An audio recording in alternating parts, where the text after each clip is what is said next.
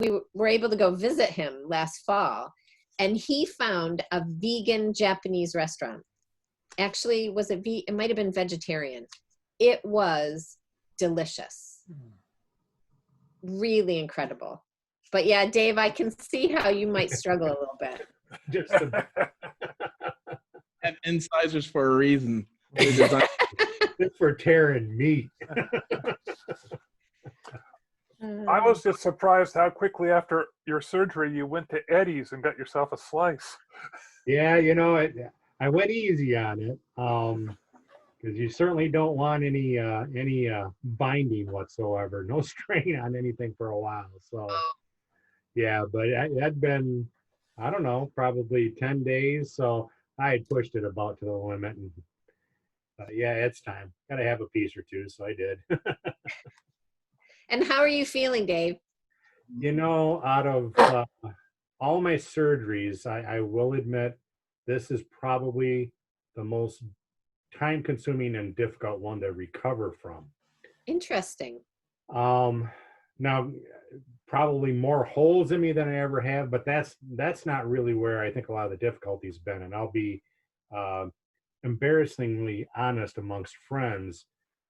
It was the catheter that absolutely just tore me up for the 8 days that I had it. Wow. That it's still a lingering issue, even though I had it removed last Thursday. Oh yeah, eight days ago now, or whatever, 9 days.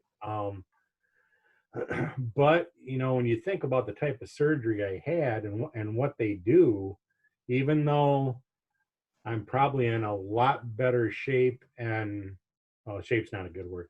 I'm in a lot better condition right now, so many days post-surgery, as compared to guys that had it done laparoscopically as compared to robotically, and to guys that had it done traditionally open surgery.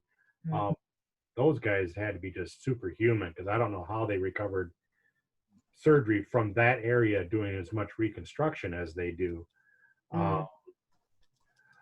But my surgeon told me, he says, you had an amazingly strong and sturdy bladder neck. That's a good thing, so that they can do the rebuild of connecting up parts that they have to. But yeah, it's pretty invasive surgery. Wouldn't trade it now for any other choice that I could have made. At my follow-up appointment, when my doctor gave me the pathology report and everything, the cancer I had, though they found it on the biopsy pathology, it was much more involved and a much more aggressive grade, Gleason 4 grade, than what they found in the biopsy. So I would say if I had gone the wait and see route, where he originally gave me you'll probably live 1 to 2 years, it probably would have been a probably live 1 year based on what the pathology showed. So I'm done going to doctors because they keep finding shit wrong with me. This was truly a lucky find. And I was persistent on why my now previous doctor, my primary doctor, didn't order a PSA with the rest of my blood work. It just didn't make any sense when we were watching it anyways. And to have it go from a 5.6 to a 7.9 in 7 months, that's crazy. So yeah, there was definitely something wrong at that point. I'm glad to have it done now. Yeah, good for you. For sure. My dad is, I'll have to calculate, 83, something like that. And he had prostate cancer and surgery about 28 years ago. So there weren't robotics. I don't think they did it laparoscopically. He was traditional. And even then they said, you could do wait and see, because it tends to be a slow growing cancer. And he chose to go to Johns Hopkins in Baltimore and have it there, because there the doctors only do prostate surgery, and he figured he had better chances there. And, he's had issues, without going into nauseating detail. He has had issues and recovery issues and things, but you know, the best thing he's had going for him is that he has a sense of humor, Yeah, you know? it So, it does help. Yeah. yeah, but yeah. Yeah, even that many years ago, I can remember my late uncle had it done, and I think he was in the hospital, I think 8 days with a Mm. traditional open surgery, and it was just brutal on him. And of course, now I'm thinking, gosh, I got to have the same surgery, but they're going to let me out the next day. I'm going to need a private nurse. Yeah, my biggest problem, actually in surgery, you know, with all the surgeries I've had, I've been able to count in Japanese, and I can remember getting to at least maybe 3. And in this one, so they wheel me in, and it's a huge, absolutely freezing cold operating room. And I'm talking to some of the surgical team that I've already met. And of course, met the anesthesiologist. And I told him, I said, we're going to be best friends, right? And he says, oh, absolutely. Because I told him, I said, I'm counting on you to kind of keep me breathing. So let's do this right. So they move me onto the surgical table. Now, yes, I'm a bigger guy, but this thing is like a backboard for a stick person.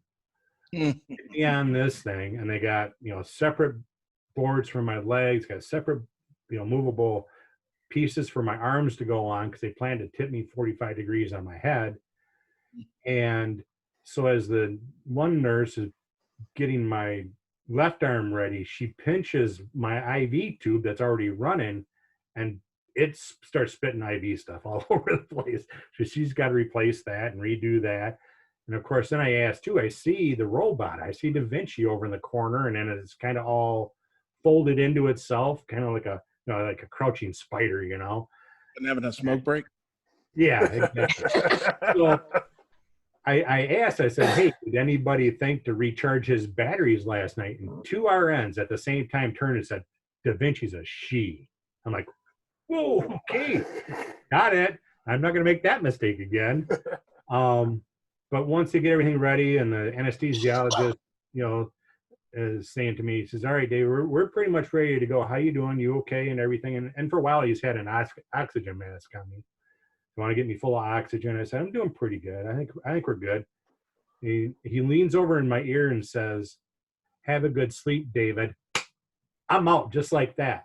Black, immediate black. Never gone out that quick. I usually get a warming sensation and a drift or a fade, you know. This was immediate. As soon as he said, have a good sleep, David, it was black, lights out. Boom, done. And then I opened my eyes and I'm in recovery. Of course, later I find out that's 4.5 hours later. I'm like, holy crud, that was fast. So I don't know what they used on me, but you want a quick sleep, that's the stuff you got to get. Well, and you don't want to wake up in the middle. I think my dad, at the time that he had his surgery, was a smoker. And so they're really concerned about putting you under when you smoke because they're not sure how much they can give you. So that they try to keep you right on the edge. He woke up in the middle. Said, yeah. Started talking to them. They're like, oh, I guess he needs a little more.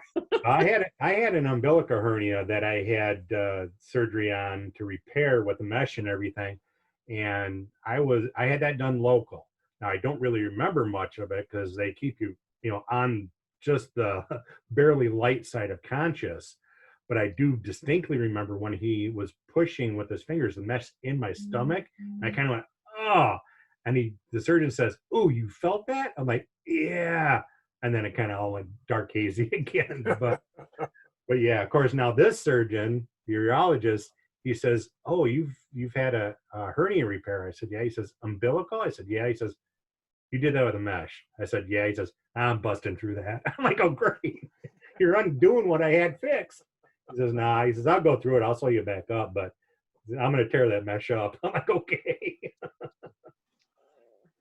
I was woken up during one procedure. I have a defibrillator installed in my chest. And so when they were putting that in, this was about 8 years ago, I got about another 1.5 years good on the battery. Then they have got to replace it. But they said, okay, what we're going to do is we're going to wake you up halfway through the procedure. After we have it installed, you might feel us pushing you around because I'm going to have to really cram that thing in because it's about the size of a pack of cigarettes. And but then once we get it all settled, I'm going to wake you up just enough so that when we trigger it, I want you to know just kind of sort of what it feels like when it goes off in your chest so that you'll recognize the sensation later on.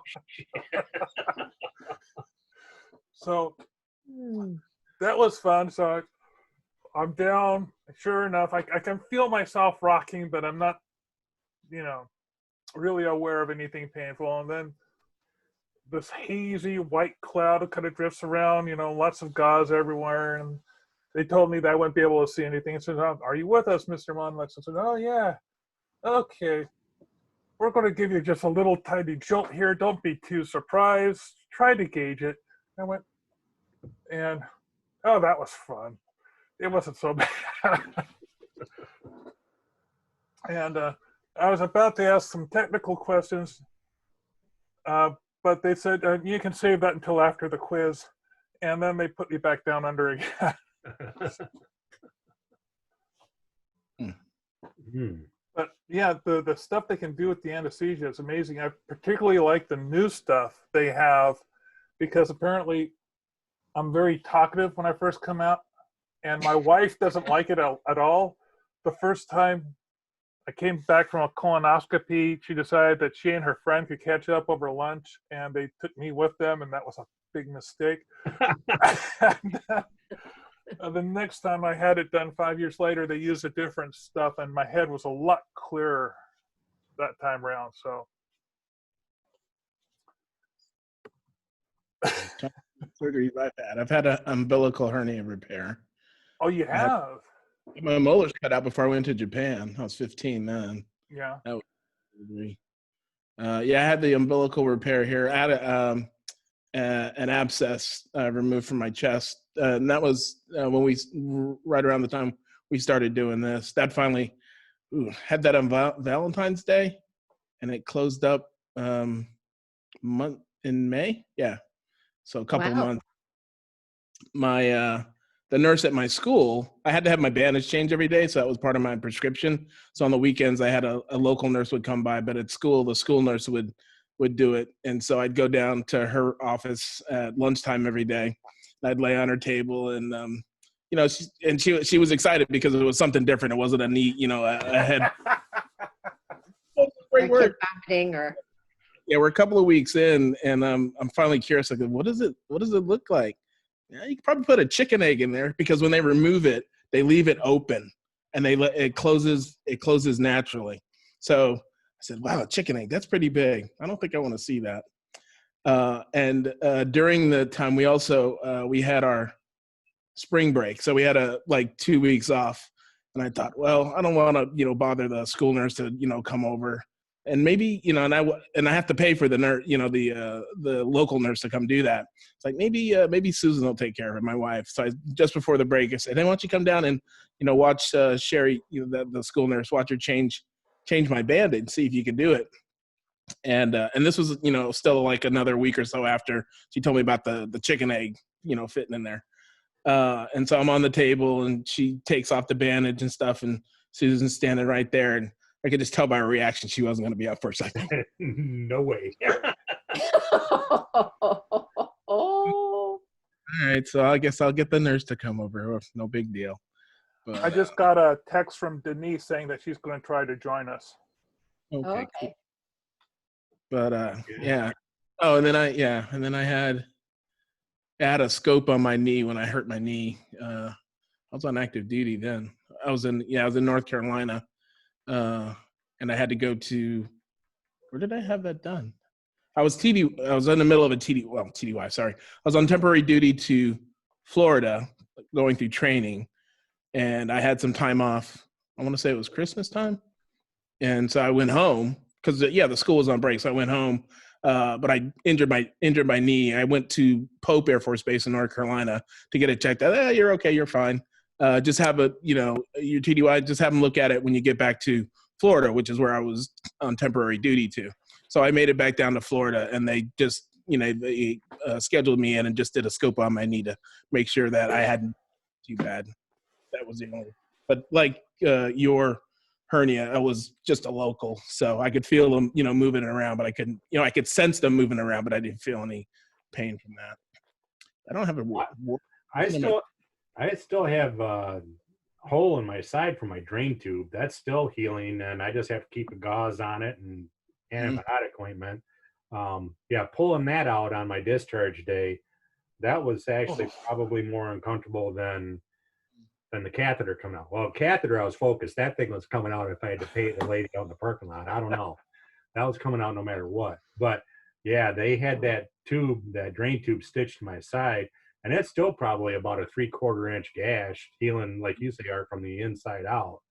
Gets that granular tissue and heals that way. But yeah, so I'm not gonna be doing any swimming. I'll sink if I go out in the lake right now. Trying to take a shower because I couldn't get it wet.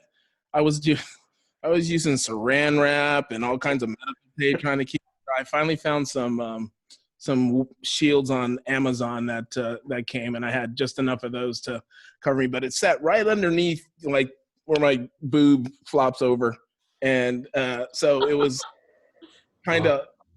You wanted to, it wasn't a flat, even surface to cover with plastic. There was a gap and all kinds of creases and folds. That was miserable. I was so glad when they finally told me it was closed. I said, I could shower regular now because miserable. Trying to take that thing up and shower and not get it wet. But I was having it changed every day too, so I guess it wasn't too big a deal, but I just didn't want to have any issues with it. Yikes. I can't add to your war stories. My only operation was one C-section, so that's pretty standard. Yeah, well, not for us. I'm not doing that either. Well, I don't recommend it. It wasn't very much fun. I can't imagine. Oh. Well, like they say in the military, chicks dig scars, so that's why the guys. So Art, I have a question for you with the recent news with James Mattis, and him sort of coming out and breaking ranks. What's your opinion as ex-military? Finally, somebody's saying something about this clown who's occupying the White House. Yeah. Oh my, it's just been a comical series. Just can this part of the experiment be over? Can we say that, we had Reagan and he was actually pretty good. This other television guy, not so much. I'm glad to hear them saying it. I hope the American public listens to these generals, these men of honor who serve their country, who really know what it means to serve their country. Yeah. When they go to the polls in November, because it's just a series. I don't know. I honestly think maybe he's a Democratic mold sent to destroy the Republican Party, because it's been magnificent to watch the slow dismantling of what I used to think was an honorable position, to be the president of the United States, leader of the free world. So yeah. Sorry. But that's okay. But like Mattis and then Esper, who went along with his little walk to the church, but then later said, I don't condone use of military. I mean, these guys are sticking their necks out. There was another general who worked for Trump and came out and said the same thing as Mattis. I can't remember his name now. I got his face in my mind. He was his chief of staff. I got another text from Denise. She's having to update her Zoom software because at the other day they went up to 5.0. So as soon as she's got that configured, she'll be joining us. I know Colin Powell has said something about coming out, about Trump. The former top general in our Korean forces has basically said the same. So the military, because I think actually it was all born of his threat to use active duty military, to quell the riots. Yeah. We do that. That's not our job. We fight to defend the country, not to. The citizens of the country are not our enemy. It's the people outside. So anyway. Yeah. He crossed the line with the military on that one. It's sad to see. Well, interesting. I'm glad people are sort of calling him out. Yeah. For that. Barb, I noticed that you keep several lanyards hanging on your. That's, you know what that's called? That's called not curating your backdrop.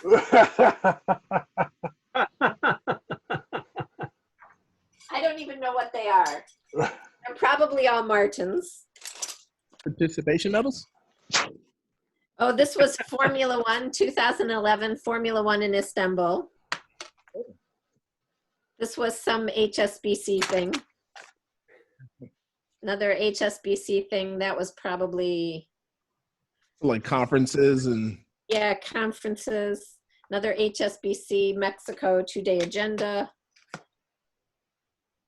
Oh, this would have been junior achievement. Do you know about junior achievement? That's probably I was involved in that junior arts achievement in dealt high school. dealt with. Yeah. He's on the board of junior achievement in Europe. So yeah, all his things. Oh, and there's a medal in here too. Oh, this is Club Med. So far, that's the most important one. Yeah, Club Med. Oh, and this is a ballroom dancing medal. So I think Martin did that as like a corporate thing, Dancing with the Stars. And I don't think he won, but he got a medal for effort. So it's just accumulation, right? Not doing anything, just adorning the doorknob. But apparently that's a thing, curating your backdrop. I had to do it for school.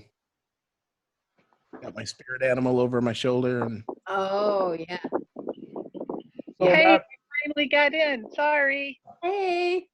See, Denise Hi. has an amazing, we're just talking about backdrops, Denise, and yours is amazing. My sunflower. we framed your head. I'll put Yeah. my head in the middle of it. Yeah. Ray of sunshine. For some reason, I had this down on my calendar for another hour. I obviously, even though I could travel around the United States and make it to all my meetings on time, I apparently can't figure out the difference in time zone. So sorry about that. No worries.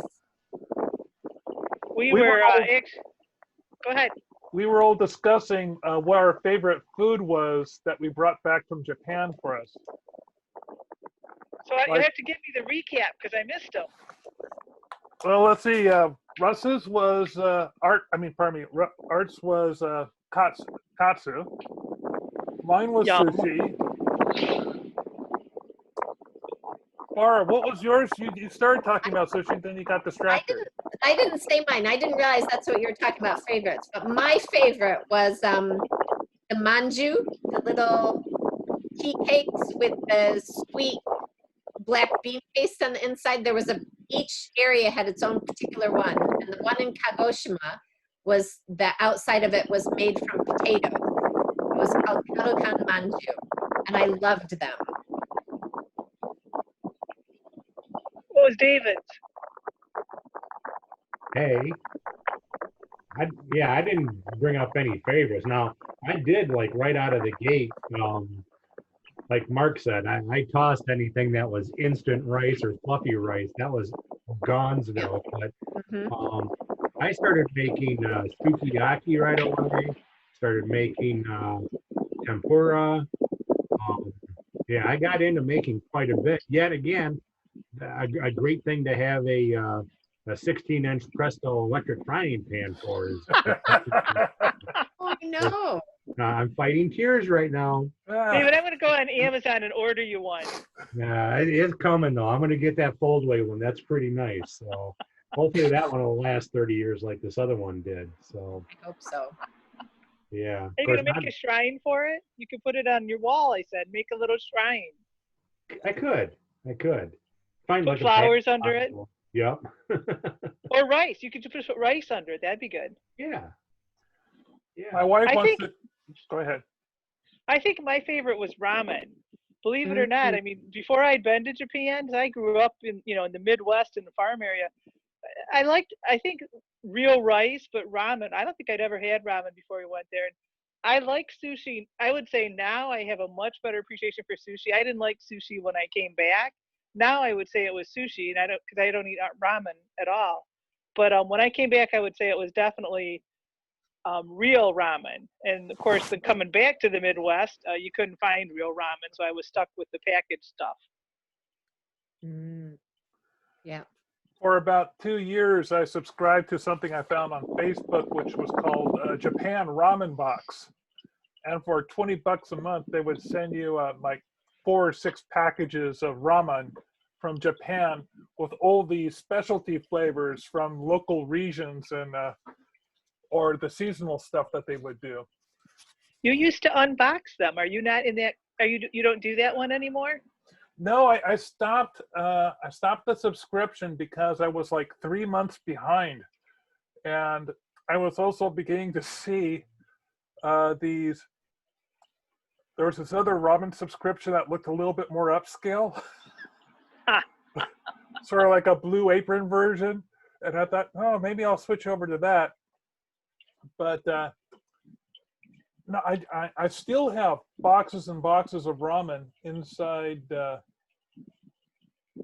pantry that I have yet to. My consumption level went from once or twice a week down to like once or twice a month on that as soon as the pandemic hit, because my wife doesn't really eat ramen, and so I used to eat a lot of salads. Now my salad consumption is down because she doesn't really eat salads either.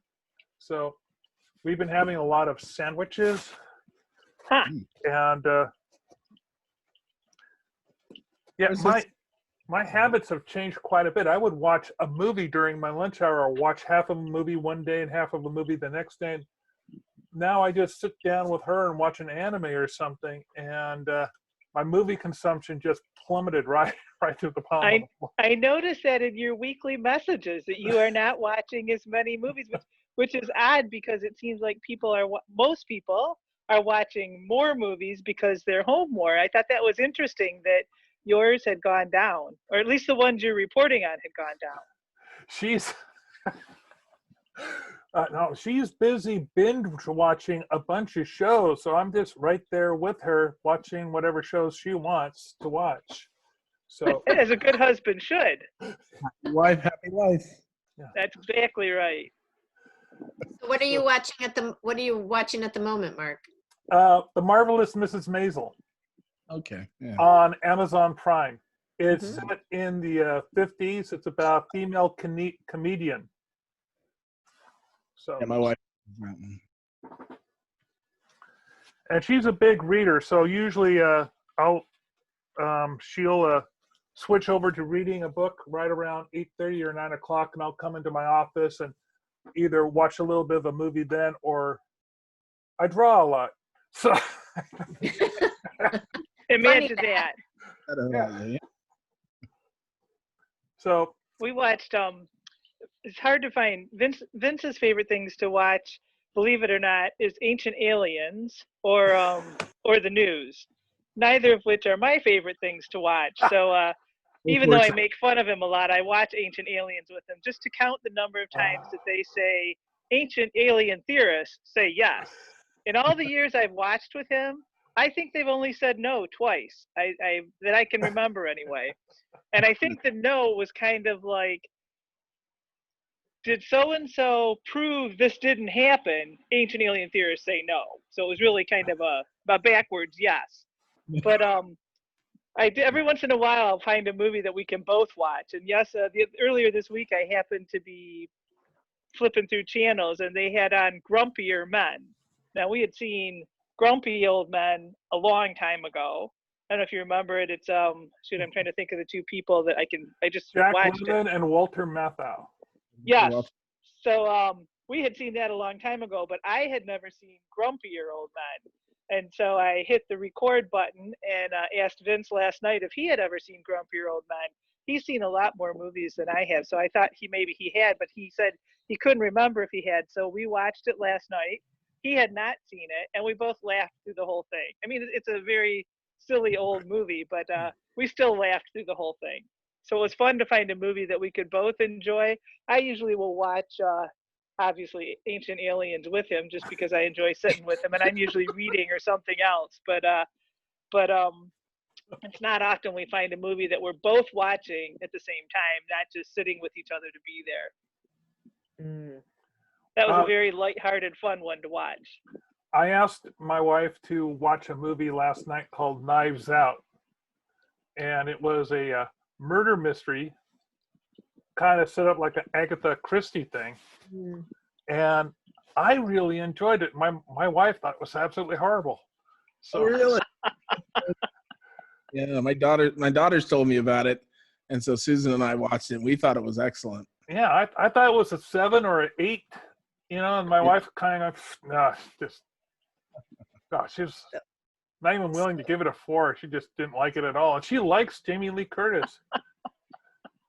Well, I didn't realize she was in it. A movie that we watched recently, and we've got to balance what I want to watch, what Martin wants to watch, and he won't watch a movie a second time. And because he's Really? traveled a lot, he won't watch it a second time. If he travels, he used to travel a lot, so has seen a lot of movies on planes, right? So you have to find Right. one he hasn't seen. And then, of course, there's Tate, who's 20.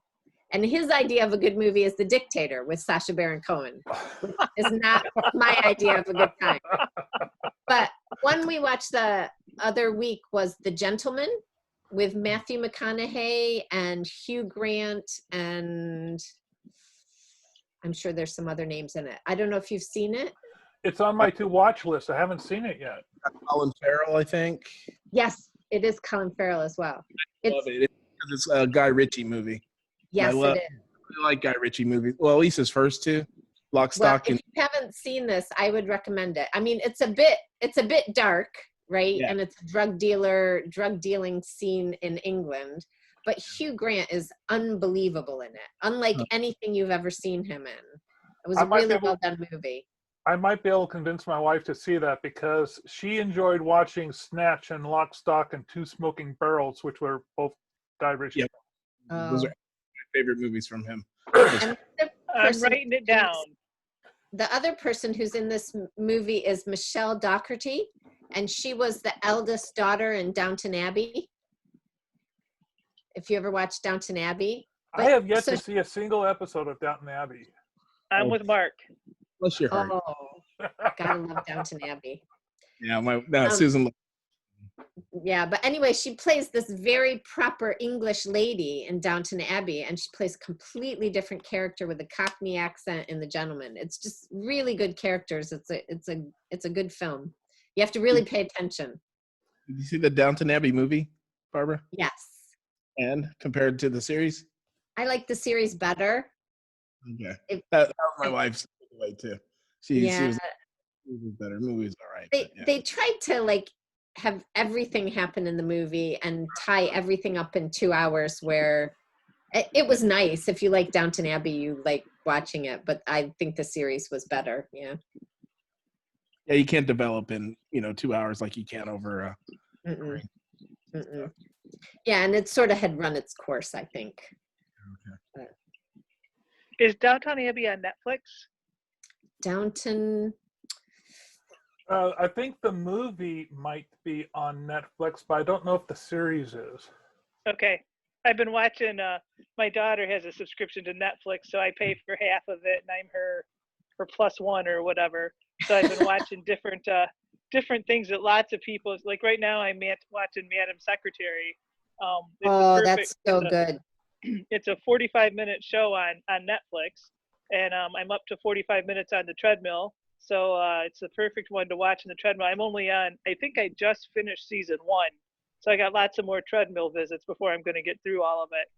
But Yeah, I really have been enjoying it. Yeah, that's a good show. I think Tate and I were watching it, but I think we sort of lost track, and I don't know if it's on TV here anymore, and so I certainly haven't seen all of it. Yeah, I try to only watch it when I'm on the treadmill because I've been enjoying it a lot. So it keeps me motivated to walk on the treadmill, and gives me something that I like to see. So I'm always looking for what's next. Although I think I have a long enough line in the on to things to watch that my kids keep telling me. Although sometimes what they think I'm going to watch is not what I want to watch. They have a questionable taste sometimes. My son sent me a playlist that I was very glad when I was playing it. It was on my headphones and not out loud when some of the songs came on. I said, "Holy cow, Ben! You have way different taste in music." I mean, it had a very fast beat. I will agree with him about that. It was an interesting. He said, "Well, it was a party song." I said, "Okay, you go to different parties than I do." So we have Spotify, so there are different playlists and things. Yep. And speakers in the house. So I was here one day, and I don't know, there was somebody here, an electrician who's a young guy. He's pretty cool. And I pick a playlist and I'm just playing it as I'm going about my stuff in the house. Right. And it's Tate's playlist, most of which is okay. And then just this thing comes on. It's like, I don't know what it is. It's rap, it's something, but every other word starts with F. And Yes. I'm like, think oh, Ben had the Dan, same sorry, one. this isn't my song. It's not my song. I think Ben had the same one, and the other word other than the ones that started with F described different body parts much more graphically than I ever wanted to hear them described. It is a party song. Yeah. Yeah, see? That's what Ben said. But daughters. Oh my gosh. My girls. That's the only playlist he sent me.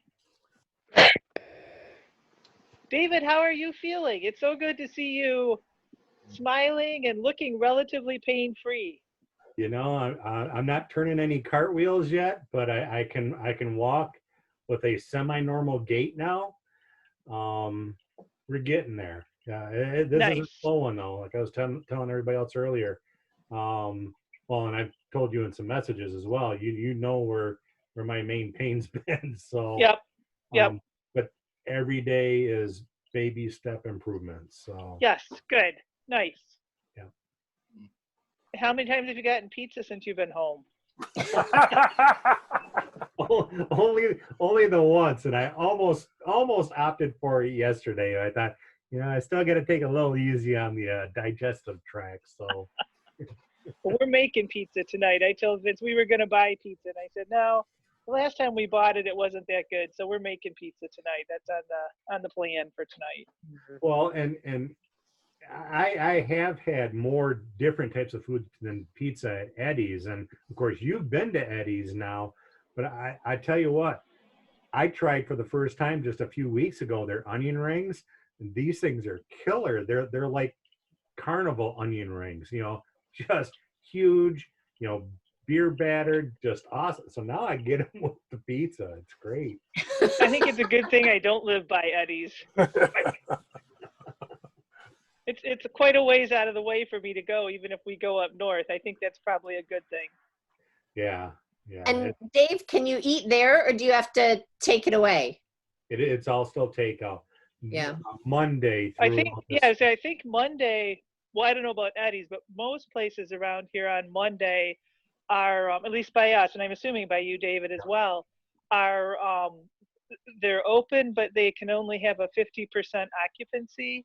So, or they have to, and in a lot of places, if they're going to put 6 feet between their tables, they have to have fewer people anyway. But so there's some restrictions they have to follow, and not all of them are going to. A couple of the restaurants around us are saying they're still only going to do takeout, that they just aren't prepared to have people in the restaurant. So I'm not sure what all the restrictions are.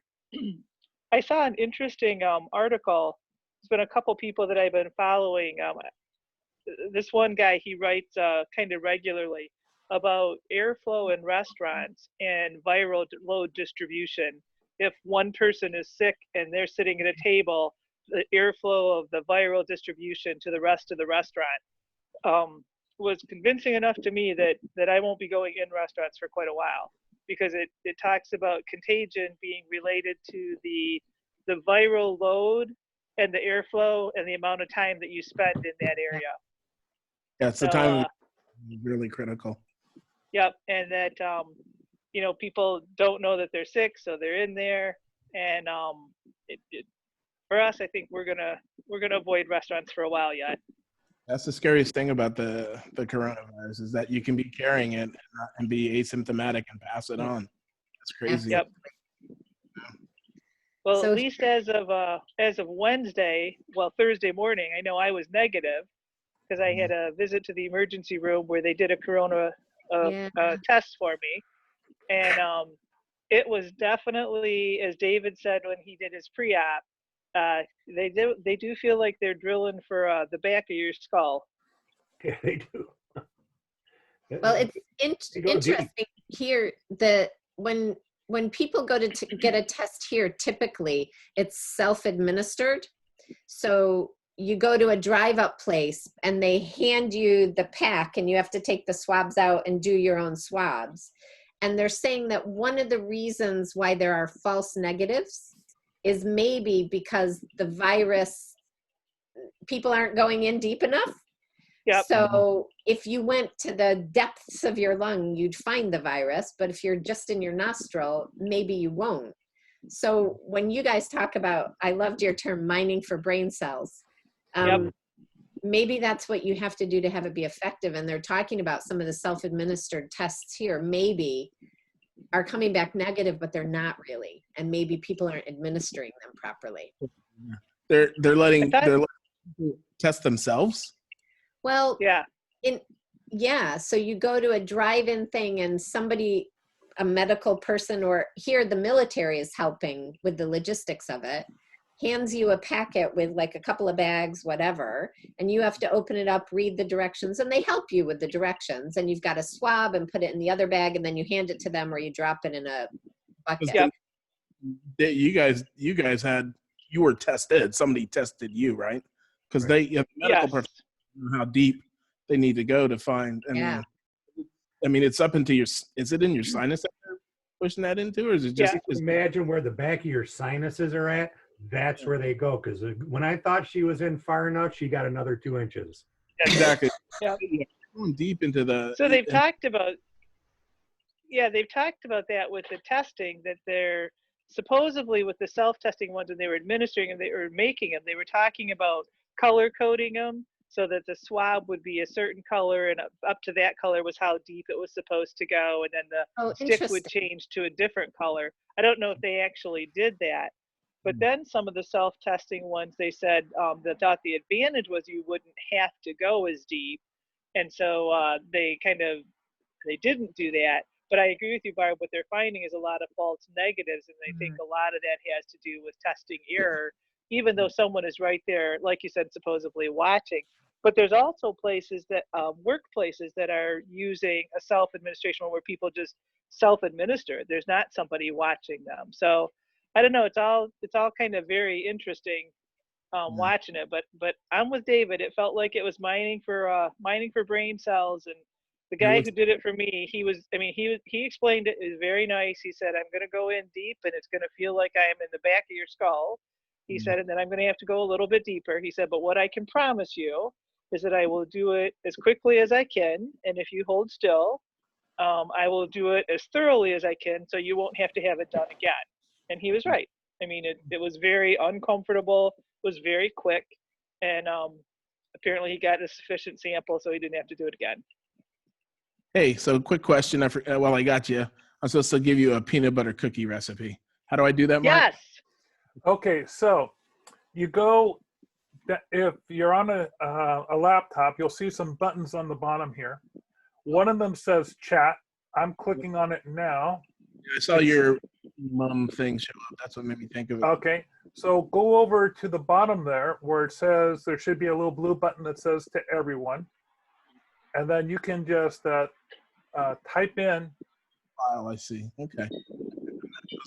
So Mark, how do we access the chat after we're done? Because I want to be able to copy his recipe.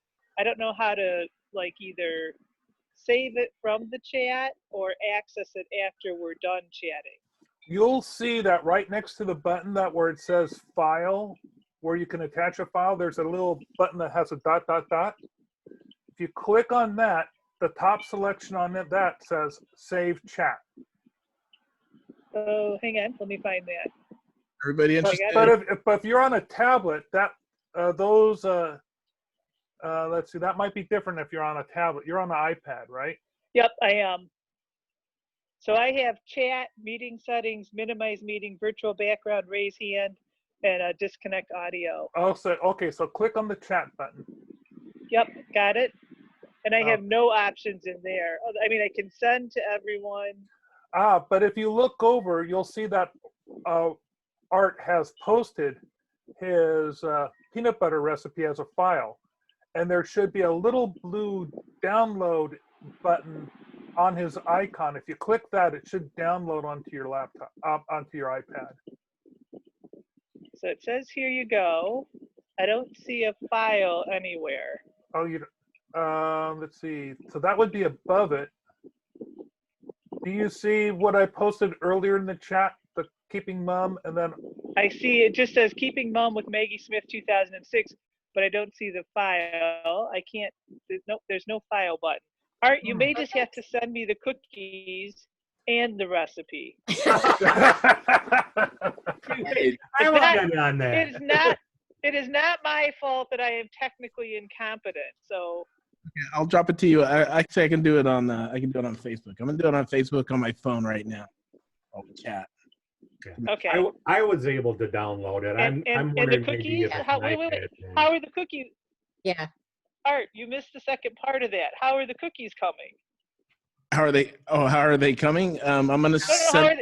how are they coming to me? How are Yeah, you sending the cookies to me?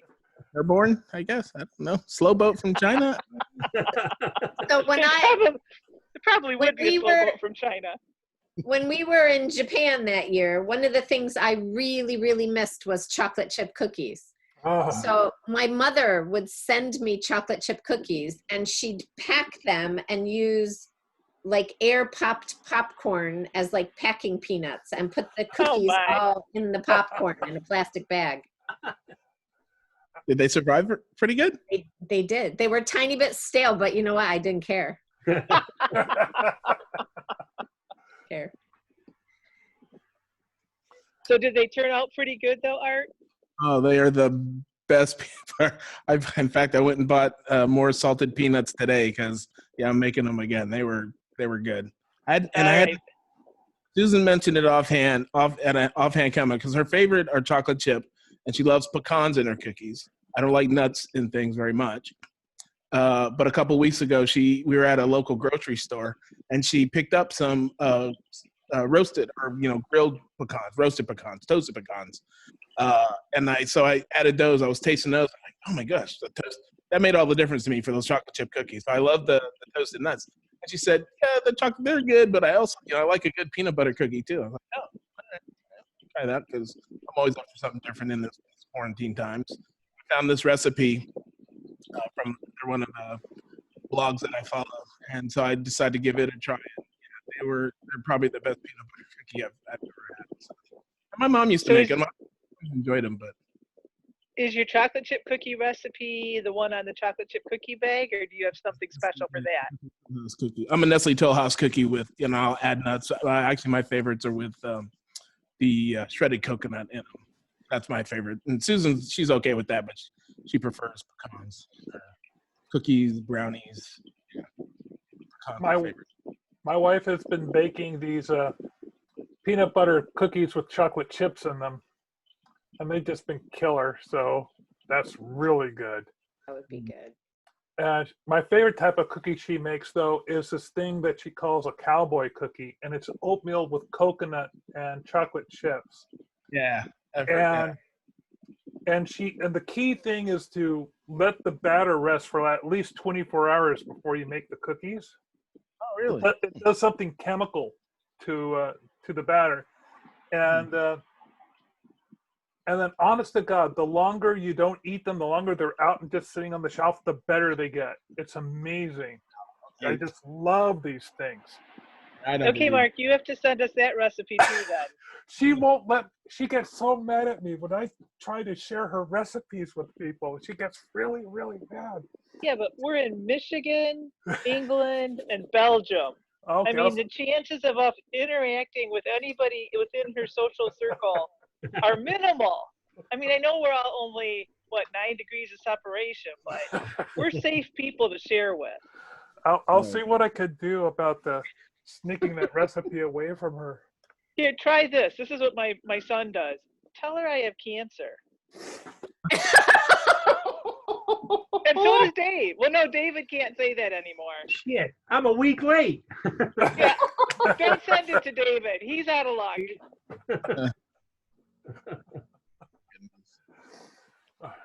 I'll My see. son says that. The other day, I can't remember what he was, oh, I do remember. He calls me on his way into work almost every day, and usually on the way home. The one into work I appreciate because it's 7 at night. The one on the way home at 7 in the morning I don't appreciate quite as much, but he still calls anyway. I tried to tell him once a day was enough, but he hasn't figured that out yet. So he rings until I pick up because he wants somebody to talk to on the way home. So the other day he was going into work and he called me, and it was a little later than what he usually calls. It was maybe 10 minutes later. I said, I thought you weren't going to work tonight, or you got called off or something because you're late. He goes, yeah, if I get to work and I'm late, I'm just going to tell my mom has cancer. You're such an idiot, Ben.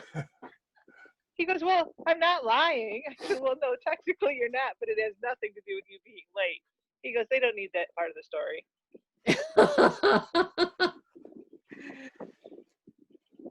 I told him I was happy I could oblige him somehow. Well, Vince will be happy if I have some new cookie recipes to make, because I like to try new recipes, and I haven't made him cookies in a long time. So I told him about your peanut butter cookies, Art, and he was hoping that I would get the recipe and make them for him. He's getting a little tired of salads. Yeah. Cookie or salad? Yeah, I'm gonna go salad again. I'm going to tell him, though, that these cookies that you actually make them, right? That's what I understand. Susan doesn't make these cookies. No, she's not the baker. I'm the baker in the family. Cakes, pies, cookies, brownies. She'll do a Texas sheet cake, which is kind of like a dump cake, and Yep. she'll do. But if it comes to fresh baking, that's me. She's the cook. I'm the baker. I guess I'm the cook, baker, and bottle washer. Vince does lots of other things, to be fair, but not cooking, baking, or bottle washing. Martin washes up. He does the dishes at the end. That's his contribution. Nice. Actually, Vince probably would if I asked him, but then when I wanted to cook again, I couldn't find anything. So it's easier to just do it myself.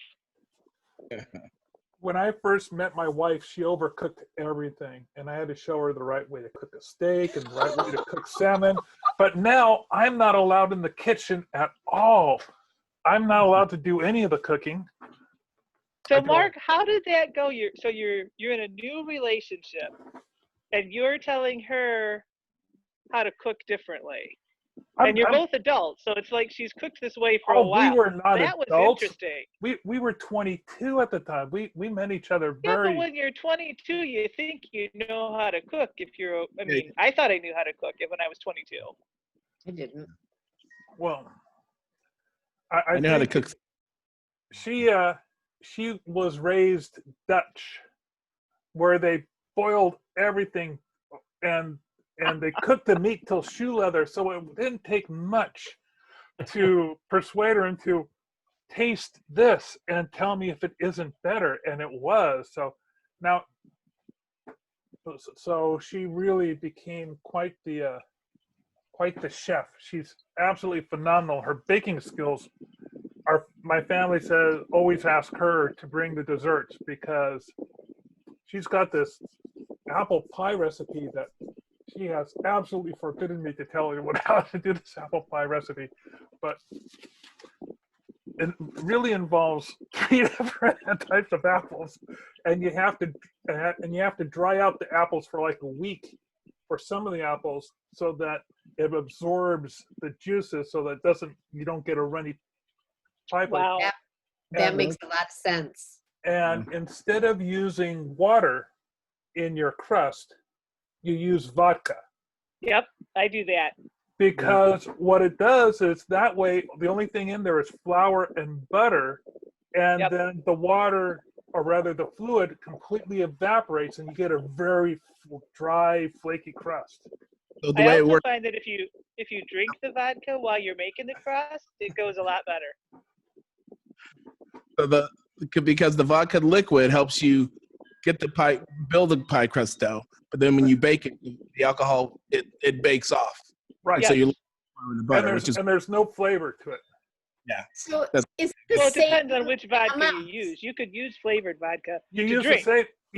the same amount of fluid for the vodka. If you're using half a cup of water or a cup of water, use the same amount of vodka, but it all evaporates. And And- so Does it make the crust more, in England they'd say short, so is it more flaky or is Yeah. it? Because that fluid bakes off. The vodka replaces the water, just allows you to work the dough, to work the Right. pie crust. But Oh, you need to make sure that your butter is cold ahead of time, and that you chop up your butter, and then that way you get those big pockets of butter that create those bubbles. Sometimes I actually grate my butter. Sometimes that She hates making batter. She swears like a sailor so much when she's cooking. There's all this swearing going on. I have to say, I don't like making pastry, and one thing that's in England is very traditional at Christmas time is mince pies, but it's not a big pie. It's little tiny one, mince pies. So you've got to make a bottom and a top for like dozens. I just don't do it. I let my sister-in-law do it. I'm like, you come, you make the mince pies. That's your contribution. But vodka, that's very interesting. I'm gonna have to try that. Yeah, we always keep a bottle in the we don't drink alcohol, but we keep some. We keep little bottles of wine for cooking, and we keep the vodka in the fridge for baking. So my son just told me the other day about wine. So I don't drink hardly at all now, but I like a glass of wine. Vince very seldom drinks, so a bottle of wine I hardly ever open because it never gets finished. So Ben told me the other day, we get these Tupperware packages that have, I don't know, 24 pieces of Tupperware, 12 of which we really like and use, and the rest of them are these little tiny ones that always just sit in my Tupperware cupboard that you never use because they're so small. He said that's what he uses to freeze the rest of his wine in, and then he uses it for cooking. I'm like, dude, why didn't you tell me this a long time ago? It makes about a half cup of wine, puts it in the freezer. I have all of these containers sitting there that I never use for anything anyway. So now I'm going to have a bottle of wine with pizza tonight. And I don't care if I don't drink all of it because I got all these containers I can put in the freezer, and then I'll be able to throw it like in soup or stew or whatever you want to use. So I'm pretty excited about that. And I make vodka. I have vodka because I use it in my pie crust too. Well, I never expected that I was going to get a little tip about vodka in my pie crust tonight. Ever. And peanut butter cookie recipe, and That hopefully too. a cowboy cookie recipe if Mark can be convincing enough. I'll see if I can. Maybe next time, Dave, I'll bring you a nice vegan recipe. You can try it. Yeah, let's do that. I'd like to share something with you guys on a screen.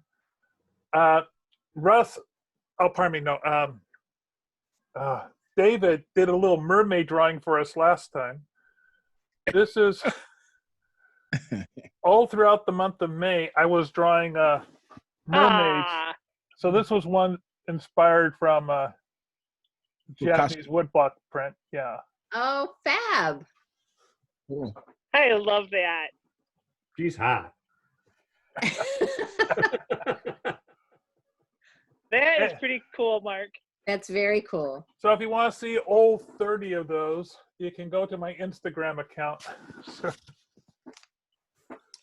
What is your? I don't think I have you on Instagram, Mark. What is your? Oh, it's just Mark Monlux. What I'll do is I'll go to the Facebook page. I'll post it there. You can follow the link. I should be able to find. All right, that's easier.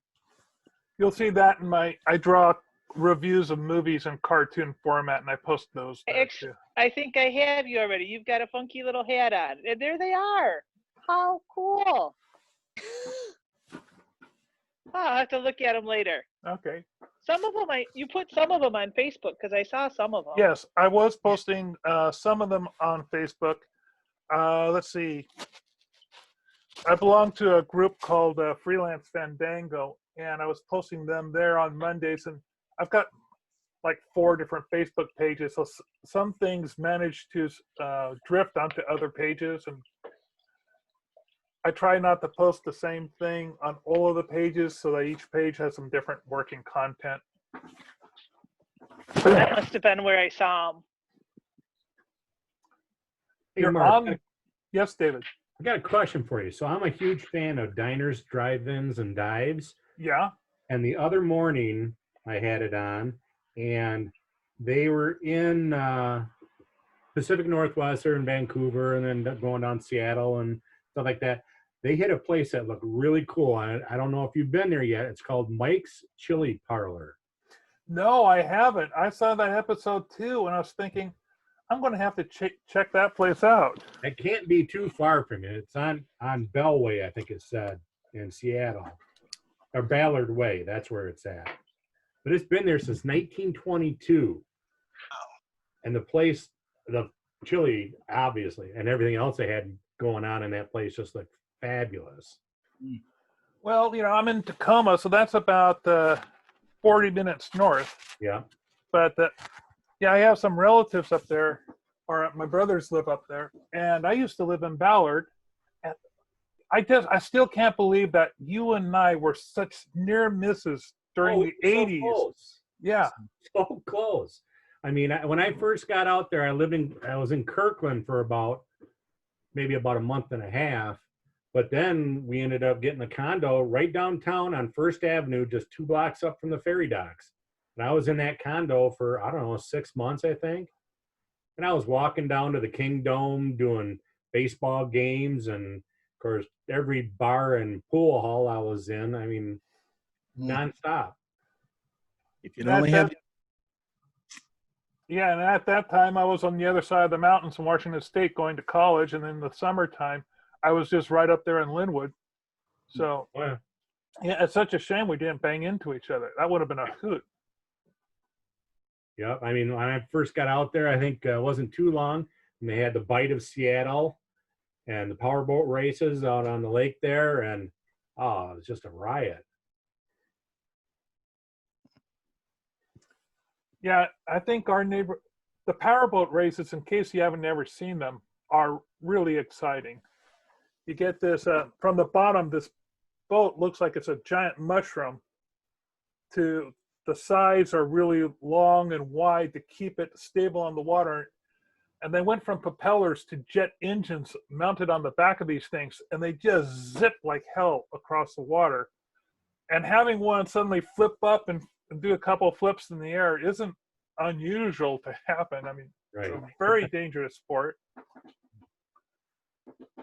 And so when I was growing up as kids, we would cut out pieces of plywood in that shape and run them on a long string behind our bikes, and then have our own speed races. And if your boat flipped, you were out. You were disqualified. I'm kind of trying to wonder, did anyone else have anything like that they did when they were a kid? The thing was just riding our bikes and setting up ramps and jumps.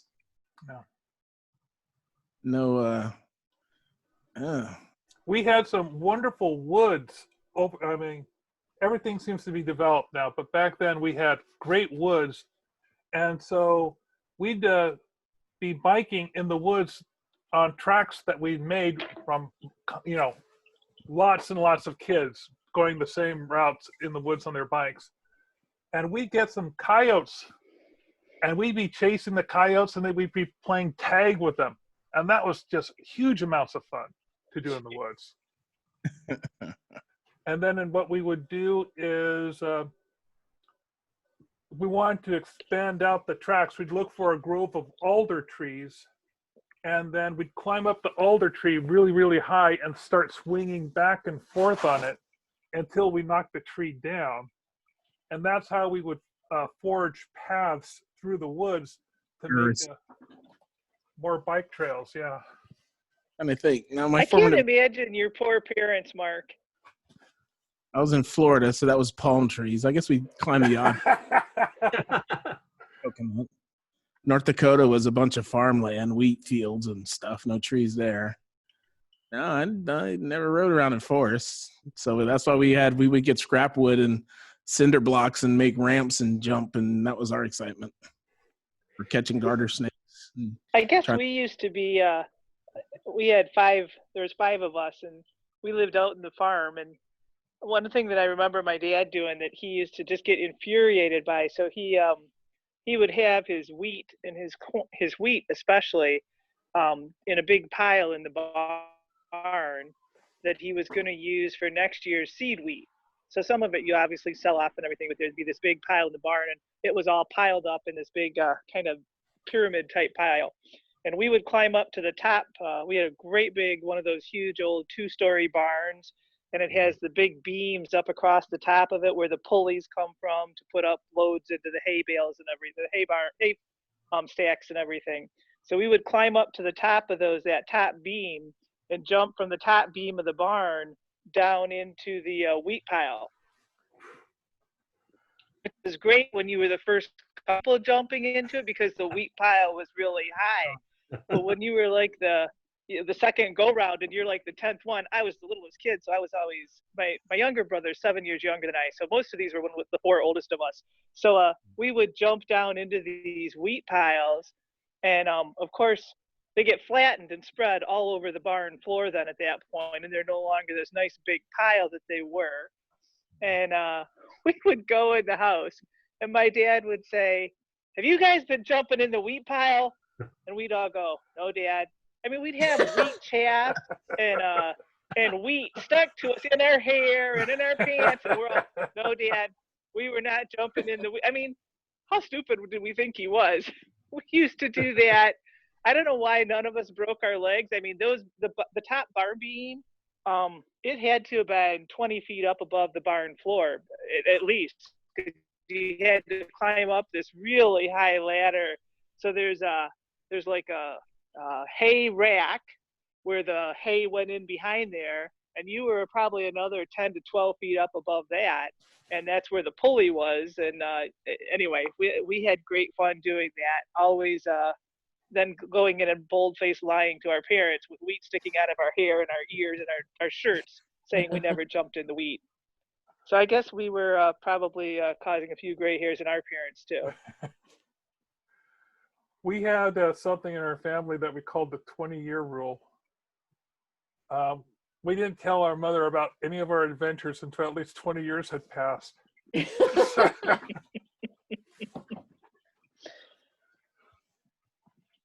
Some of them she probably knew about, though. So, like, here's a big thing. I know Mark was big into watching this with the SpaceX launch and everything. And maybe, oh, wow, yes. Made me think back, because this is just, to me, it's just so cool. I saw the first space shuttle go up.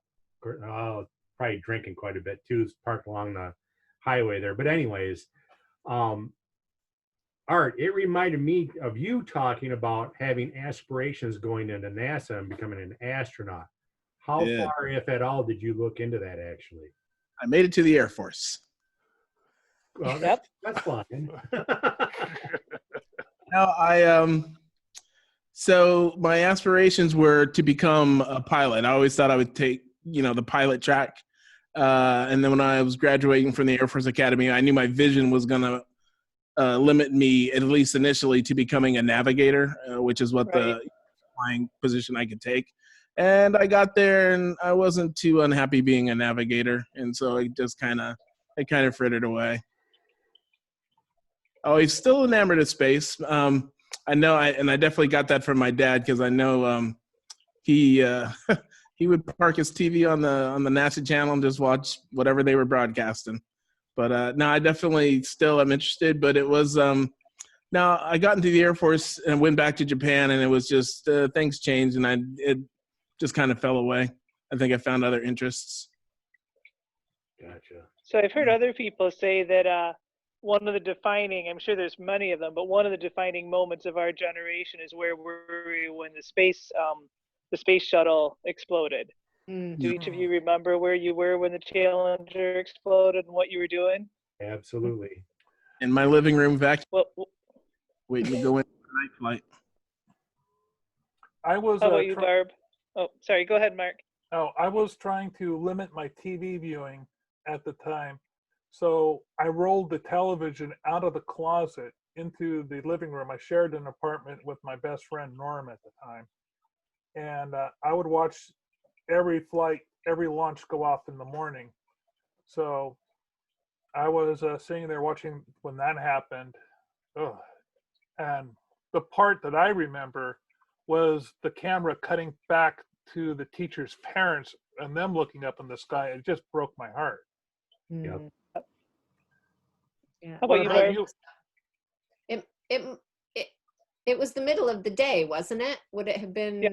late morning, It's lunchtime, late right? morning, yeah. I was Yep, was working in Washington, D.C., and I was on my lunch break, and I was in some shop. I think it was a card shop, and they had the radio on, and they announced it in the shop over the radio, and everybody just stopped what Yeah. they were doing. How about you, Dave? David? I was at work at All Phase, and we had a little break room where we had a little TV up in the corner, and for every lunch, I'd run back there, make sure the TV is on, and keep an eye on it. And as it got to lunch, few of us, the ones that were interested, would gather by it. And I was managing All Phase at the time, and I didn't have any problem with anybody taking a few minutes and watching it. It's a big deal, and yeah, that was a real gut wrenching. I mean, just moment to see that thing Yep. tear apart. And yeah, and like you say, look, turning back to the teachers, the parents and everybody. What a moment, both great and just horrifying at the same time. For that to happen.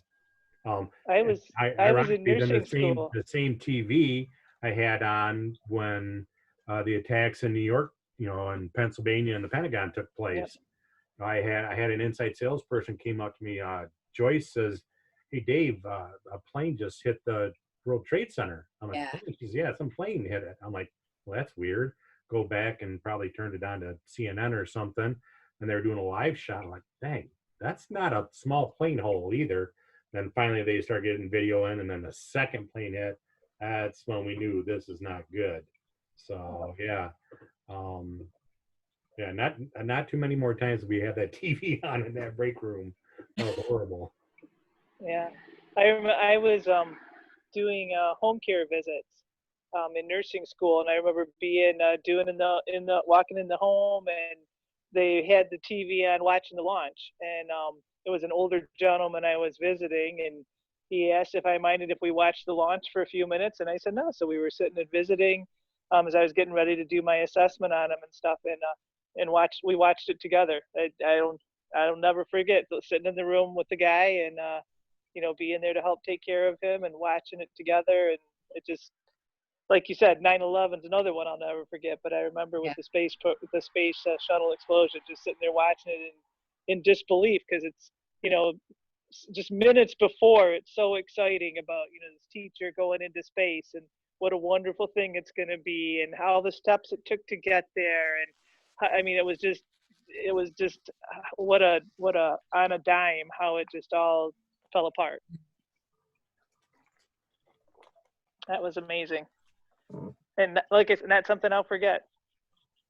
I was in Hungary when 9/11 happened, and I was on an exercise, and so and it was we were living in tents on cots. It was very minimal. There were too many luxuries that we could take with us, because it was it was a classified exercise, and so we were all getting settled in for the night and stuff, and the plane started hitting the building, and so we had there was no internet, we had no personal devices with us at the time, so word started filtering around. We're going, oh wow, this is a crazy exercise scenario, because they would dream up stuff for us to work against. And then one of our commanders came out and said, okay, the exercise is suspended for the moment, and we've got a situation. And we had nobody outside of the command compound had any kind of connection with the outside world. Some guys had some long wave radios that they could, twist up in battery. So they started firing those up, and we were getting reports in French. I think they were able to pick up maybe a couple of local Hungarian stations where they could get English translations. But for a week, 10 days, we sat there in our tents waiting for, word to come down on what we were going to do. We knew we were going to be doing something, but it was just, that initial shock was just like, oh my gosh, it went from, it was a crazy exercise scenario to this is a crazy, real world situation. And we're just waiting for word to come down on what was going to be. Where was your family at the time, Art? So I was posted in England. So Susan was there. Okay. Our youngest was 2.5, and she was pregnant. Or I would say our oldest was 2.5, and she was pregnant with our youngest, who was going to be born on Christmas that year. And okay. So, yeah, but fortunately, so she would have been by herself, except she had a girlfriend who was teaching. I want to say she was in Turkey at the time, but she was up in England for a conference, and so she was staying with us because she was a good friend, and we wanted something nearby, and I wasn't there, so they were just hanging out together when all that happened. And so I was glad she had somebody else with her. But we also had a neighbor who was watching Mackenzie when Susan worked, but obviously when all that happened, that kind of throttled back for a little bit. But she had some people around her that was good, and I just had to 11 days or so before I got back home and was able to reconnect with Susan. So, but that was crazy. Yeah, that morning I was at work, obviously, and Vince was at work, but he had taken off from Battle Creek that day to fly. They were flying to a plant visit somewhere in Ohio. Or no, I'm sorry, it was somewhere in Pennsylvania. And so for quite a while there, when I could not hear from him, that was a little bit worrisome. But they ended up, they landed where they did not, that was it. They were supposed to go to Pennsylvania. They landed in Ohio because all the planes obviously were grounded as soon as they could be at that point. And they obviously couldn't get back on a plane. It took them a while to figure out how they were going to get home. They ended up renting a van and then driving home. But that was a little, on top of all the other parts that you're worried about, not being able to be in touch with them or hear from them was definitely a scary component of it for all of us, trying to figure out where he was. Definitely.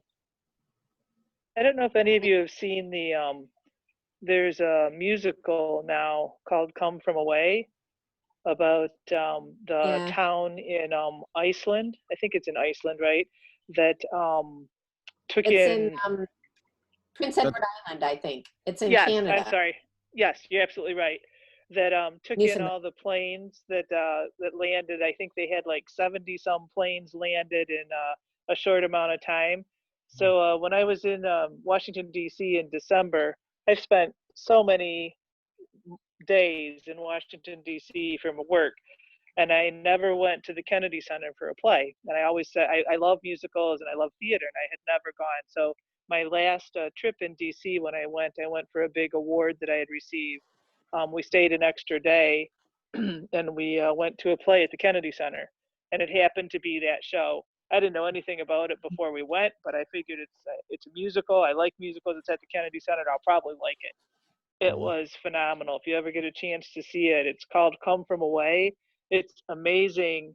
It's a very sparsely kind of done from a setting point of view, but they use their props and they use their people. So one person will be probably 13 different people during the play, and every time you know exactly who they are. And I sometimes get lost when things change that rapidly. I could follow every bit of it. It was, if you haven't seen it, it was phenomenal. Have any of you seen it? I've not seen it, but I've heard of it, and I have a very good friend who was on one of the flights that got stuck there. Oh wow! During 9/11. Wow. We had taken off from someplace in the U.S. and she was on her way to, I think, London or Paris, something like that. And her plane was one of the ones that got grounded. So she lived that whole thing, and it's fascinating. Wow. You know, they were on the plane, then they were off the plane, and you know, they had to put them up wherever they could put them up, and yeah, quite remarkable. Oh, the real story, I'm sure, is even better. This is like, you know, like a theaterized story of it. But if you ever get a chance to see it, it is definitely a feel-good story about how people care about other people and get things done in a time when I mean, you think about it, this was a tiny little town. I want to say it was less than 2,000 people. Or I mean, there's something. It's just a tiny little town, and they had to absorb, like, I can't remember how, I used to know that, I can't remember how many more, but just this huge number of people that they never planned to have come in. Thousands of They people, had to right? feed them Because and clothe them, and yeah, thousands.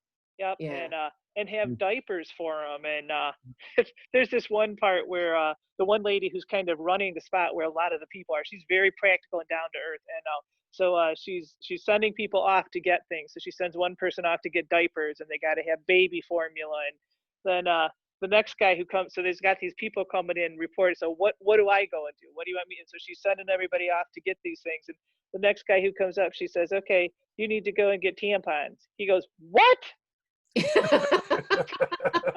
It just, so there's just there's these kind of little one-line phrases, but you think about, I mean, how do you supply everything? I mean, they can't get their suitcases off the plane, so they only have what they have.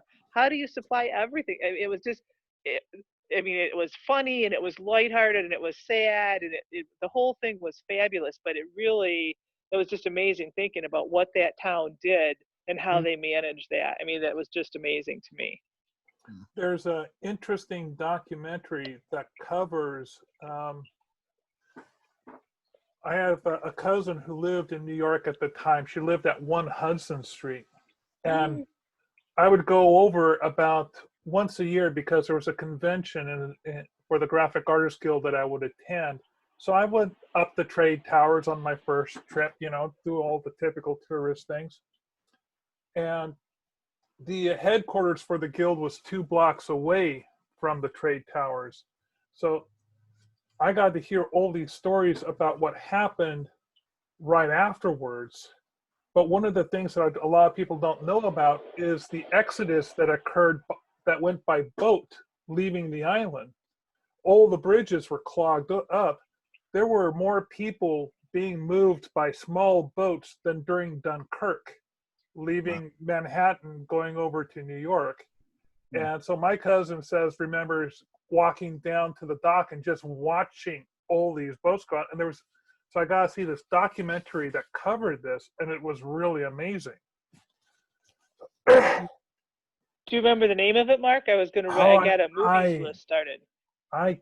I'll see what I can do about finding what that name of that documentary was. I'd be interested to watch that. And Vince would too. There's another movie we could watch together. And it saved me from watching Ancient Aliens. Would you say that he's more of a documentary person than he is a drama person? He would like he would like a movie like that better than any chick flick movie. And he's not very thrilled with what am I watching now? Top Chef either. So he would be very happy with something like that. See, my theatrical tastes are very refined. I know you're probably not shocked at all at that. One night, just a couple weeks ago, I watched Ford versus Ferrari and Suicide Squad. Great night. A great night. Hey, I will tell you, so I watch all sorts of things, but I was really surprised. So I told you, when I see these movies that I think we might like, I try to tape them. So the other day I taped Gran Torino. This was probably 2 or 3 months ago. I figured he may have already seen that because Gran Torino has been out Long time. quite a while, yeah. So I figured he'd never seen it. So the one day I said, hey, you want to watch Gran Torino? He's like, I don't feel like watching a chick flick tonight. I'm like, this is not a chick flick. Gran Torino's. He's like, well, okay, fine, I get it. I'm like, you like Clint Eastwood? What are you talking about? He loved it. But I couldn't believe he'd never seen it. And we're gonna watch Ford versus Ferrari. I don't think he's seen that one, and I haven't yet. So that's on our list of things to watch. And it, you know, there's some great Michigan scenes in it, Detroit scenes, and it's Yeah. mostly true. Pretty interesting. And to think that this probably all, really happened, to see Lee Iacocca get kicked out of the Ferrari headquarters by Mr. Ferrari because he insulted him, it's just the best thing, We have a little problem with movies though, because even though I think we have a video connected up to our TV, neither one of us know how to use it. It might be a what is it, a Blu-ray? I don't know. There's some machine that our kids connected to our TV. You guys are laughing at me, but this is true. And neither one of us know how to use it. And so, like I could go to, isn't it to Redbox? You can go and rent movies, but I have no idea how we'd watch them. So well, do you I have to. your VCR and your DVD and your Blu-ray aren't connected to the TV. Well, the kids tell me they are, and they like tried to tell me how to make sure they were connected, and that did not work. So I have to wait till I see them on TV somewhere that I can. That I know how to do is to record them. Now they also tell me I could play them on that I could connect my computer to my TV and play them on my. That sounds like a nightmare waiting to happen. So that hasn't happened. That's either. easy. I can do that, Denise. You can do it. I have faith.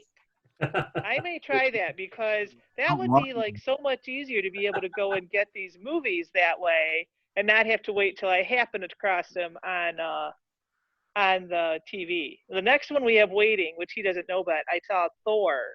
There's some Thor cartoon movie, so that one is taped for the next time that I'm sick of ancient aliens and can't stand them anymore.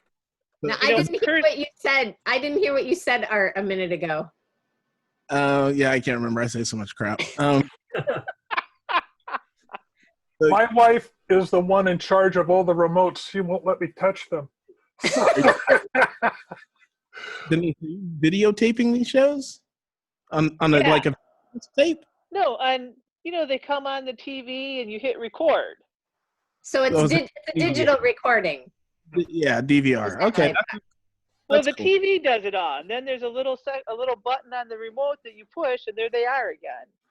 Now, I would just like to remind people that Netflix, besides offering streaming movies, if you pay a little, like an extra $1, you can have access to their hundreds of thousands of DVDs. Really? They still do that. Yeah. So add on to the DVD queue, get your queue.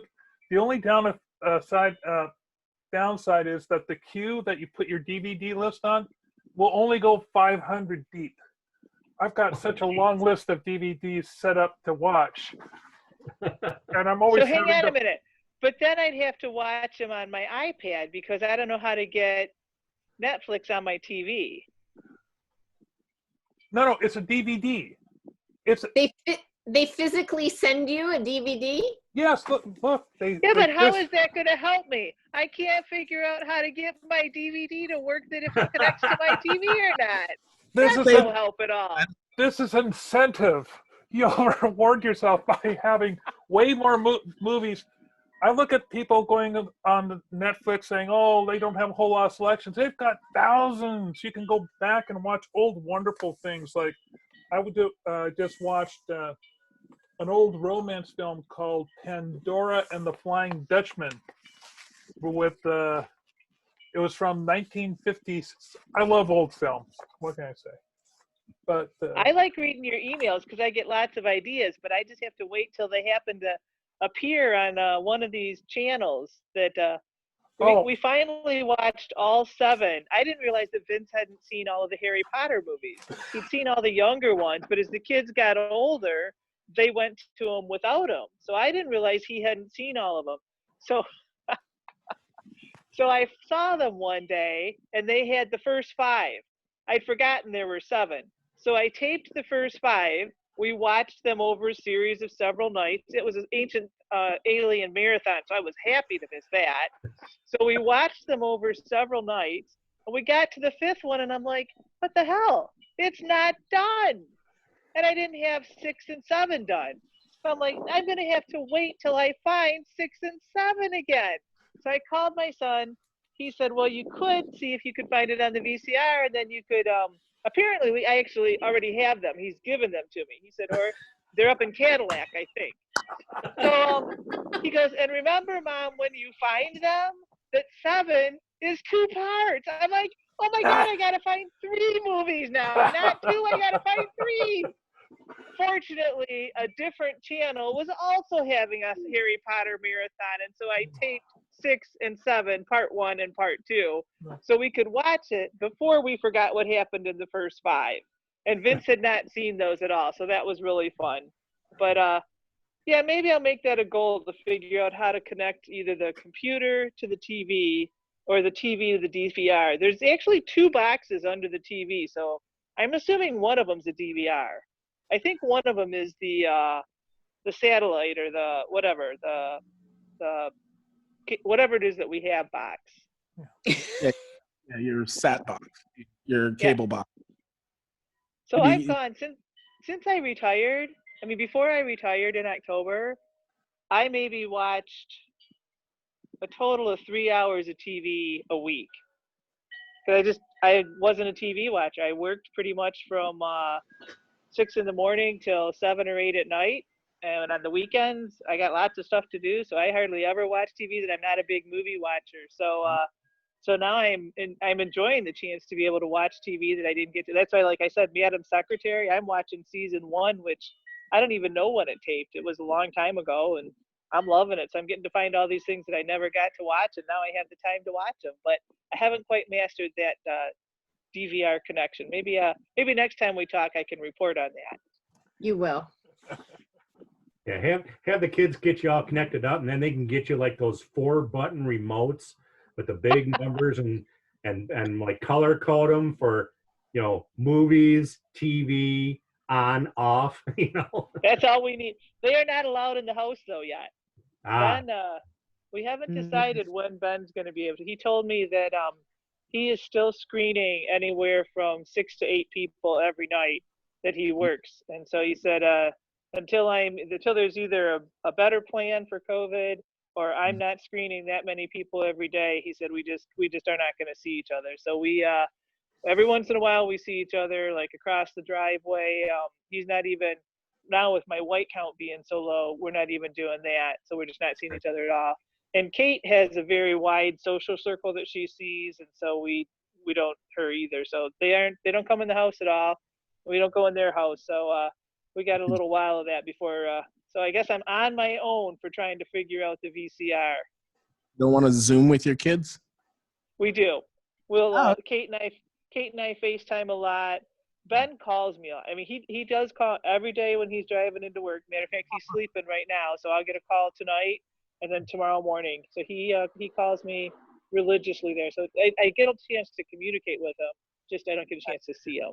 Yeah, it made I had the impression you weren't seeing him at all. I was like, oh my gosh, that'd be kind of nuts. Nope. And then I cook for them a lot. I enjoy. I mean, that's one of the ways I show my love to them, and so I cook for them a lot. So I can cook and drop things off.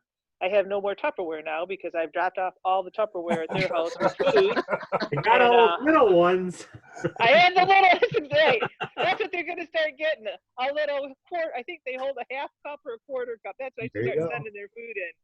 But Ben took care of that because he sent me a big Amazon package of 44 pieces of Tupperware the other day.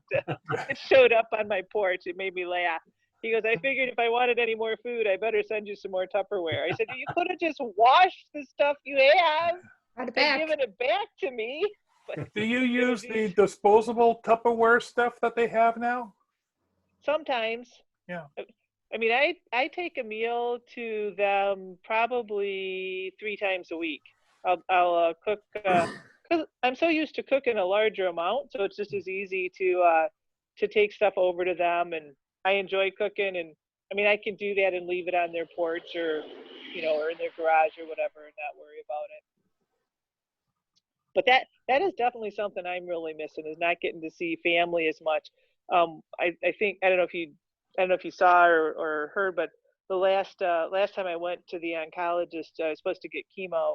My white counts are so low that they considered I couldn't get chemo, and she said if you were not already socially isolating, we would be recommending that you are because you're so susceptible to anything.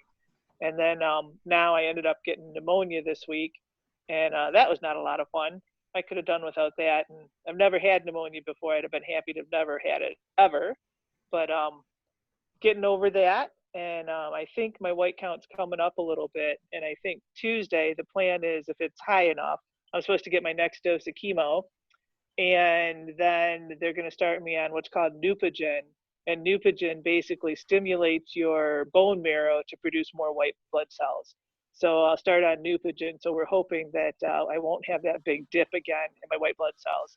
Interestingly enough, Neupogen, so as a medical person, I'm always really interested in this. Neupogen, as it stimulates the bone marrow, frequently causes long bone pain. So the bones in you, like your humerus, your femur, your sternum, which is not one you might expect, but those are the places where people really get a lot of discomfort or pain from it. And one of the things, this is the interesting part to me, one of the things that causes relief from that bone pain caused by Neupogen is Claritin.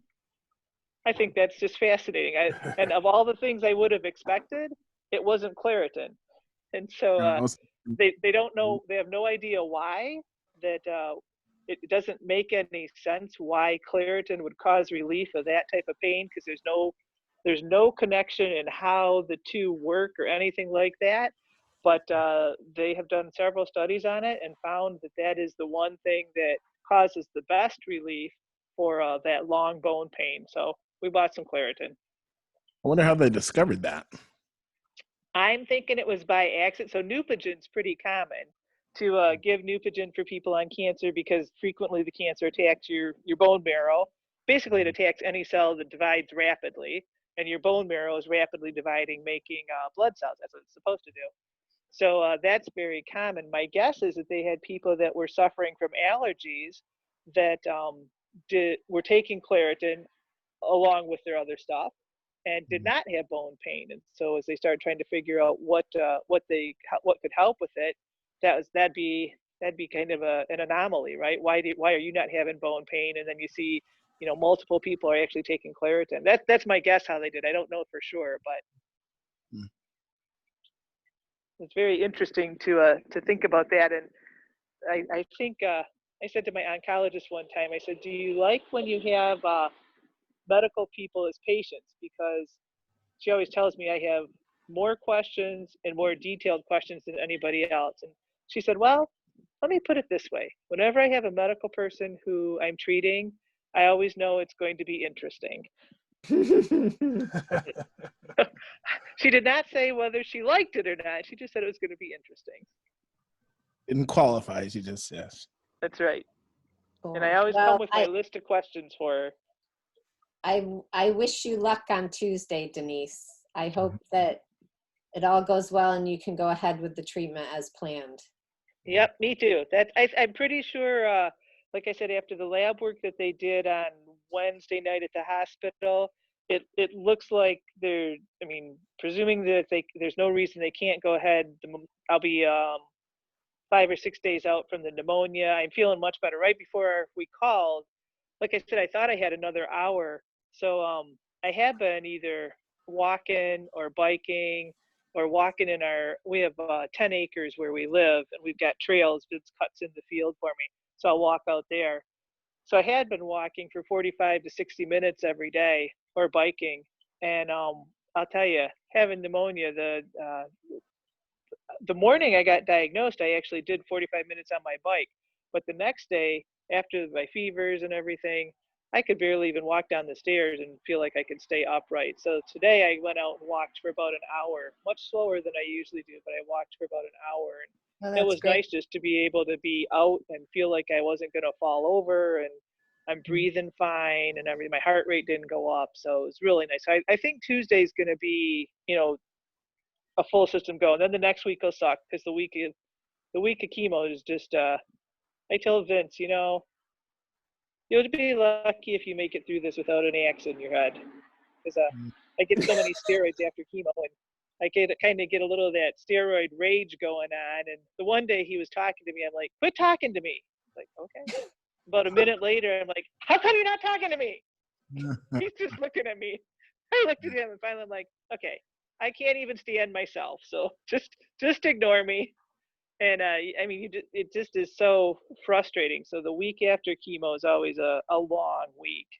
But I want to make sure I can keep moving forward, because if I don't get chemo, then my numbers keep going up, and then there's other complications from that. So hopefully it's all a go. And I'm thinking, like I said, based on the lab work I saw Wednesday, that I should be good to go. And then the Neupogen should kind of counteract what the chemo does to my white cells, that I should be able to keep getting that. It shouldn't be interrupted after that, because you don't want to interrupt treatment. You want to keep going forward as much as you can. So I'm hoping the same thing, Barb. Me too. Yeah, hope so. It feels kind of weird to hope that you can get more toxins put into your body, but that is what I'm hoping for. Oh. So I have a photo here I want to share with you guys, because I want to see if we can place it. I think it was within the first couple of days that we got together. Hang on a moment. Let me do a screen share. Hey, Mark, when I can't figure out my TV and my connections, I'm going to call you and like put it all on. Oh yeah. Let me make sure that Krista's in the room, because she's, like I said, she keeps a hold of the remotes. I'm lucky if I. Yeah, I'm lucky if I got. She does all that stuff. Well, I may have to call one of you guys to help me set it up if I'm ever gonna get there. But I still got Thor to watch, so I'm good for another couple more Ancient Alien marathons. Now, did you say that was the animated Thor or the original Thor? I don't know. It just said Thor. I thought it'd be better than Ancient Aliens. Because my wife is a big fan of Thor, because she likes cheesecake, apparently. Something I didn't know about her. So. Okay. Well, we watched Captain America, and we watched what else did we watch? Captain America, a couple Spider-Mans. I think Live there's action? one other one. Live action or cartoon? These were live action ones. So I think the Thor is the same one. I'm not positive, but I think it is. Oh my. Okay. Oh. So I think this is early days. I think this was the first hotel in Kagoshima that we stayed in. Or am I wrong? I was wondering, David, we're wearing these name tags on our chests. Right. Who's that lady between us, Dave? Is that one of your host mothers? No, it's not. Is that an exchange student going out? I think these are exchange students that were going out. Outbound the next year, yep. She's a kid. She looks like an adult. Well, the one between Art and I is an exchange student. Right. Yeah. They're in uniforms. But I think the two girls, the one on the other side of Art and the one between Mark and Dave, they look like exchange students to me. Yeah. They're in other pictures too that I've seen. I don't think that's Kagoshima though. Do you, Barb? It's hard to tell, isn't it? Ooh, I'm not sure. See, it says Fuji Color 80, but I didn't get a lot of my pictures developed till later on. What happened was, shortly after I went to Japan, I had been taking several photos, but they were slides, and they were Kodak slides, not Fuji slides. And so the local photo developers messed up when they developed it. And so all my photographs were totally trashed. No kidding, that's that. So they were very sorry. They gave me a bag and a nice photograph of some Izumi cranes as an apology, and they even made a house visit to apologize, something you would never get in the States. No. But it was still a bit of a loss, so I lost some of my slides. Can you guys tell by your hairstyles? I mean, when you look at that, can you tell by the way your hair was then, if it was earlier or later in the year? Can we see it again? Because I never got it while I was there. Yeah, you never got your hair cut once, right? Because that was afraid that they were going to butcher me. Hang on just a moment. Let me. So I don't know if that helps or not. Not worried now. Yeah, it's looking pretty tall. It's probably pretty late in the Okay, so this is late in the year then. What about your hair, Mark? I kept my hair longish, Yeah. and they let me do that. Yep. My teachers and my fellow students hated that. They kept telling me I needed to get what's if I remember the terminology, a bozu haircut. Yep, bozu. Bozu. Yeah. And I never did. I probably should have to fit in more, but I had just before we left the States. Like you, I had all 4 of my wisdom teeth extracted, and I had just had my braces removed. And the braces I had, I'm going to stop sharing. I had the type of braces that only hooked into your mouth and got pulled back this way, but it also had a top strap and a back strap to really, pull those teeth back. And so I grew my hair really long to cover up this head harness. And I was still very self-conscious about not having long hair. So they let me keep my hair. But I probably should have gotten a bozu haircut. That probably would have gone a long way to fitting in. These days, I'm gonna get myself organized and start digging through my trove of pictures, see what I can scare up for one of these meetings. That would be good. Yeah. That'd be fun. Yeah, I think I've pretty much gone through and I've digitized almost all of the film that I had. So I've got it all. It's all electronic now. There's probably still a few more around because I know I have some print pictures and I don't think I've found those negatives yet. Boy, does that help when, a lot of these, some of the prints have, faded and, or become damaged or lost. And all of a sudden now I've got the negative, got it digitized now. And boy, does that help a ton. I'm going to do that right after I figure out my VCR. Good luck with that. Maybe I'll just bring out my pictures to you, David. You do it. Hold them up to your camera on your iPad. Can you get it? That would be the way I would do it. Isn't that how you're supposed to? Exactly. Yeah, no. Okay, then they're coming your way. I had most of the photos I took were in slides because we were going to be doing this big slideshow when we got home. And let's see, I'm looking, and I just had a friend convert all of them over for me not so long ago. So I'm going to open up some here and see if I can, see if you guys can help me with these.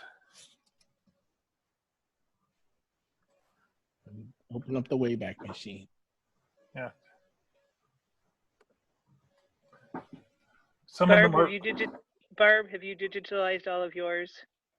Not our old photos. And we went digital probably 10, 11 years ago. And up until that point, we were really good about printing, categorizing, putting them in photo albums, brilliant. And since we went digital, nothing. They're all sitting on the computer, which is terrible. Mine are all super organized.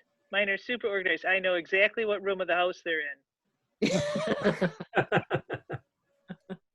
So let me see if I can lighten this up. There we go. I think these are 2 of the exchange students that were heading out. I was wondering if anybody recognized them or. No. No. I don't think we had any that headed out from Kanoya. Kanoya was so small. I don't think we had any outgoing students the year I was there. I don't remember meeting any from Kagoshima who were in the US while we were in Japan, but I remember meeting couple who were going from Kagoshima when we left. Yeah, I know, and especially because we never had any at the Rotary Club. So I know if we had any either outgoing or inbound, I would have definitely met, because I went to all the Rotary meetings, Yeah. and I don't think we had any at all. I know we didn't. The whole time I was there, I was the only exchange student at the Rotary. Shoot, it's, you can see, is that Oh, Zuni this is Rotary Club? yeah, this is my hometown Izumi Rotary Club. So yeah, I'll so you guys probably wouldn't know these people. I think these were the soon-to-be exporting Japanese kids. Okay, let me try another photograph.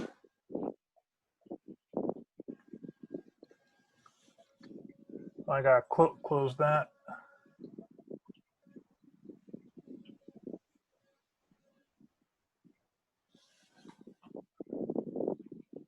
No, sorry. I'm trying to close this. I've got two screens open, so. Okay, that's obviously not the same. Whoops, sorry, that's something different. That's from my deck of playing cards.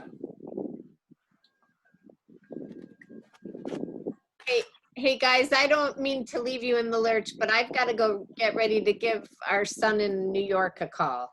Okay, well we Yeah, can. I'm gonna have to go too. I was thinking the same thing, and I think we lost David. Okay, Yeah. I'll give I you a don't call and break let up the party, but No, I was thinking the same thing, Barb. I'm glad you said something. Like I said, I think David had to go as well. I'll try to line up Marky, some will you set photos us for up? next time. Yeah. And will you set us up another call? Yeah. Do you want to do it next month or in a couple of weeks? Is there a preference? I'm Probably game next month. Next month.